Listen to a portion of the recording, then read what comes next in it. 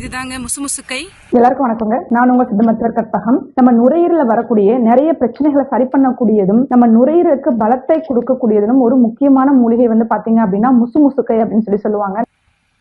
நல்லா பாருங்க, நல்லா ஒரு டார்க் கிரீனா ஒரு கொடி ரொம்ப காமனா கிடைக்கும். இருந்தாலும் மழைக்காலமா இருந்துச்சுன்னா ரொம்ப நிறையவே வந்து கிடைக்கும்.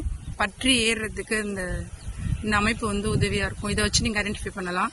இதனுடைய பழங்கள் வந்து பாத்தீங்க அப்படின்னா ரெட் கலர்ல வந்து இருக்கும்.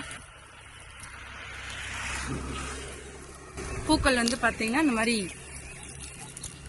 மஞ்சள் நிறத்துல வந்து இருக்கும் சின்னதா. அதனுடைய மருத்துவ பலன்கள் என்ன அப்படின்னு முழுசா நிறைய பேருக்கு தெரியாமல் இருக்கலாம். சோ அதை நம்ம இந்த பதிவுல வந்து பார்க்க போறோம். ஒரு 10 கிலோமீட்டர் தள்ளி மழை பெய்யும் போதே உடம்புல கபம் அதிகரிச்சு தும்மல், தலைவலி, தலபாரம், மூக்குல நீர் ஒழுகுதல் ஆரம்பிச்சு வீசிங், நெஞ்சுச்சளி வரைக்குமே கூட ஒரு சில பேருக்கு வரலாம். இந்த பிரச்சனை அடிக்கடி வர்றது நிறைய பேருக்கு வந்து பார்க்க முடியுது. சோ இந்த மாதிரி தொந்தரவுகள் இருக்கவங்களுக்கு இந்த மூலிகை வந்து ஒரு வரப்பிரசாதம் அப்படின்னு சொல்லலாம். சோ இந்த பிரச்சனை இருக்கவங்க எல்லாம் இந்த மூலிகையை வந்து பயன்படுத்தி வந்தீங்க அப்படின்னா ஒரு நல்ல முன்னேற்றத்தை வந்து பார்க்க முடியும். வீடியோவை முழுசா பாருங்க. இந்த மூலிகை பொட்டானிக்கல் நேம் வந்து பாத்தீங்க அப்படின்னா முக்கியா மதராஸ்பட்டனா அப்படின்னு சொல்லுவாங்க.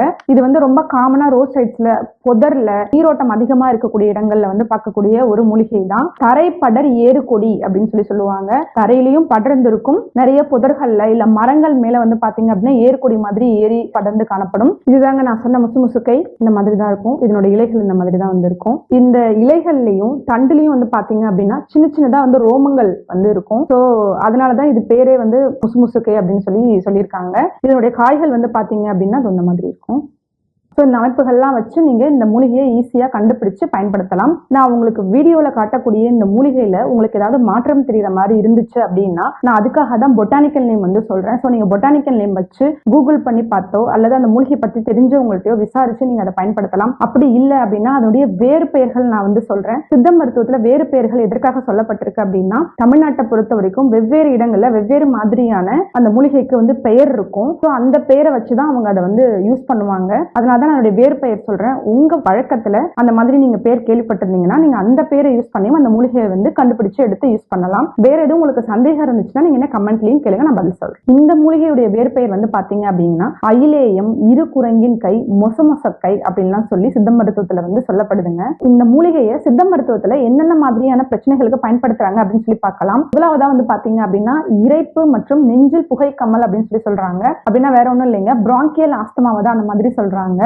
பிராங்கியல் ஆஸ்துமால வந்து வீசிங் இருக்கும், இருமலும் வந்து இருக்கும். சோ அந்த இருமல் வந்து பாத்தீங்க அப்படின்னா ரொம்ப ஒரு மாதிரி ட்ரையா நான் ப்ரொடக்டிவ் காஃப் அப்படின்னு சொல்லுவாங்க. சளி வந்து வெளியில வர மாதிரி இருக்கும், ஆனா வெளியில வராது, வந்தா பெட்டரா இருக்கும் அப்படிங்கிற மாதிரி ஒரு ஃபீல் இருக்கும். சோ அததான் இவங்க வந்து நெஞ்சில் புகை கம்மல், இரைப்பு அந்த மாதிரி மீன் பண்றாங்க. சோ இந்த மூலிகைக்கு வந்து பாத்தீங்க அப்படின்னா எக்ஸ்பெக்டோரன்ட் ப்ராப்பர்ட்டியும் ஆன்டி ஸ்பாஸ்மோடிக் ஆக்டிவிட்டியும் வந்து இருக்கிறதால உங்களுக்கு இது வந்து வீசிங்கை வந்து கண்ட்ரோல் பண்ணி சளியை வெளியேற்றி உங்களுக்கு அந்த பிரச்சனையில இருந்து உங்களை வந்து ரிலீஃப் பண்ணும். சோ வீசிங் கம்ப்ளைண்ட் இருக்கவங்க மூலிகை வந்து அடிக்கடி சேர்த்துட்டு வந்தீங்க அப்படின்னா ஒரு நல்ல பெட்டரான ரிசல்ட் வந்து கிடைக்கும். அடுத்தது பாத்தீங்கன்னா நீர் தோடம் மற்றும் மூக்கில் நீர் வடிதல் அப்படின்னு சொல்றாங்க. அது வேற ஒண்ணும் கிடையாதுங்க, நம்ம சைனசைட்டிஸ் பிரச்சனை இருக்கு இல்லையா, அதான் அப்படி சொல்றாங்க. அது அலர்ஜியால வந்திருந்தாலும் சரி, இன்ஃபெக்ஷனால வந்திருந்தாலும் சரி, அதனுடைய காஸ் வந்து எதுவாக இருந்தாலும் சைனசைட்டிஸை வந்து நல்லா குறைச்சு கண்ட்ரோல் பண்ணுது அப்படின்னு சொல்லப்படுதுங்க. ஸோ சைனஸ் பிரச்சனை இருக்கவங்களும் இந்த மூலிகை அடிக்கடி பயன்படுத்தினீங்கன்னா கண்டிப்பா நல்ல ஒரு பெட்டரான ரிசல்ட் வந்து கிடைக்கும். அடுத்தது பாத்தீங்கன்னா பல்மரி டியூபர்குலோசிஸ் அப்படின்னு சொல்லப்படக்கூடிய டிபிலையும் சரி இல்ல நிமோனியா மாதிரியான பிரச்சனைகள் வந்து இருக்கவங்களும் சரி இந்த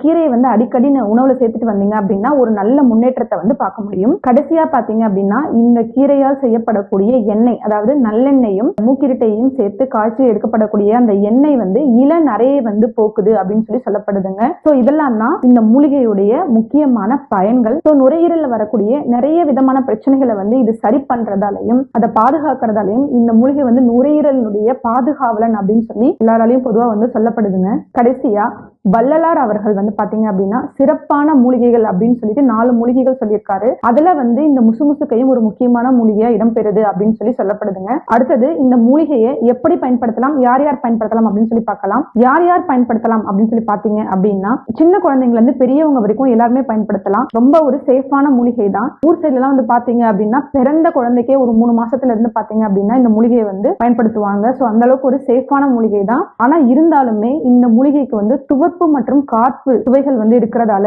பிரச்சனை இருக்கும்போது மட்டும் பயன்படுத்துறது ரொம்பவே வந்து சேஃப். ஏன்னா இந்த சுவையால அது நம்ம உடம்புக்கு இருக்கக்கூடிய கபத்தை வந்து குறைச்சு பித்தத்தை அதிகப்படுத்திடும். சோ தொடர்ந்து எடுக்கிறது வந்து அட்வைசபிள் கிடையாது. உங்க பிரச்சனை சரியாகிற வரைக்கும் மட்டும் எடுத்தால் போதும். அடுத்தது எப்படி பயன்படுத்தலாம் அப்படின்னு சொல்லி பார்க்கலாம். இந்த கீரையை நீங்க உங்க உணவு முறையிலேயே உங்களுக்கு சளி பிரச்சனை வந்து இருக்கும்போது ரெகுலரா சேர்த்துட்டு வரலாம். ஒரு கைப்பிடி அளவு கீரை வந்து எடுத்து நீங்க அதை சாராக்கி எடுத்துக்கலாம். அப்படி இல்லைன்னா வந்து கஷாயம் வந்து வச்சு எடுத்துக்கலாம். அந்த சாரை வந்து சுரசமாக்கி குழந்தைகளுக்கு வந்து கொடுக்கலாம். அப்படி இல்லைன்னா வந்து நீங்க அதை அரைச்சு உங்க தோசை மாவு கூட கலந்து தோசையா கூட ஊத்தி எடுத்துக்கலாம். அப்படி இல்லைன்னா வந்து அதுல ரசம் மாதிரி நம்ம யூஸ்வலா வீட்டுல வைக்கக்கூடிய பூண்டு மிளகு ரசத்துல வந்து நீங்க அந்த ஒரு கைப்பிடி அளவு இலைகளை வந்து எடுத்து கிளீன் பண்ணி அதை இடிச்சு அதை சேர்த்து வச்சு ரசமா வச்சு கொடுக்கலாம். துவையல் செஞ்சு கொடுக்கலாம். புளி ரொம்ப கம்மியான அளவு வச்சு மற்ற நம்ம புதினா கொத்தமல்லி எல்லாம் துவையல் எப்படி இருக்குமோ அதே மாதிரி துவையல் செஞ்சு கொடுக்கலாம். பச்சரிசி கூடவோ அப்படி இல்லைன்னா புழுங்கல் அரிசி கூடவோ வந்து சேர்த்து அடை மாதிரி வந்து செஞ்சு குழந்தைங்களுக்கு வந்து கொடுக்கலாம். ஸோ இந்த மாதிரி எந்த ஃபார்ம்ல வேணாலும் உங்களுக்கு ஃப்ரெஷ்ஷான இலைகள் வந்து கிடைக்கும் போது நீங்க பறிச்சு அதை யூஸ் பண்ணி குழந்தைங்களுக்கோ பெரியவங்களுக்கோ அந்த மாதிரி யாருக்குமே சளி வந்து இருக்கு, குறிப்பா நெஞ்சில சளி அதிகமா இருக்கு, கபம் சேர்ந்திருக்கு அப்படின்னா கொடுக்கும்போது ஒரு நல்ல ரிசல்ட்டை வந்து அது கொடுக்கும். அதை தவிர கடைகள்ல வந்து இதனுடைய பொடிகள் வந்து கிடைக்குது. அமேசான்ல கூட இப்பெல்லாம் வந்து கிடைக்குதுங்க. ஸோ அப்படி பொடியா நீங்க வாங்கி எடுக்கும் போதுலாம் ஒரு டாக்டருடைய அட்வைஸின் படி எடுக்கிறது ரொம்ப நல்லது. நான் இந்த பதிவுல சொல்லியிருந்த முசுமுசுக்கை மூலிகை உங்களுக்கு பயனுள்ளதா இருந்திருக்கும்னு நினைக்கிறேன். வீடியோ பிடிச்சிருந்தா லைக் பண்ணுங்க, ஷேர் பண்ணுங்க, கமெண்ட் பண்ணுங்க. டவுட்ஸ் எதுவும் இருந்துச்சுன்னா என்ன கமெண்ட்ஸ்ல கேளுங்க, நான் பதில் சொல்றேன். நம்ம சேனல் டாக்டர் கற்பகம் இது வரைக்கும் சப்ஸ்கிரைப் பண்ணாதவங்க சப்ஸ்கிரைப் பண்ணிக்கோங்க. தேங்க்ஸ் ஃபார் வாட்சிங்.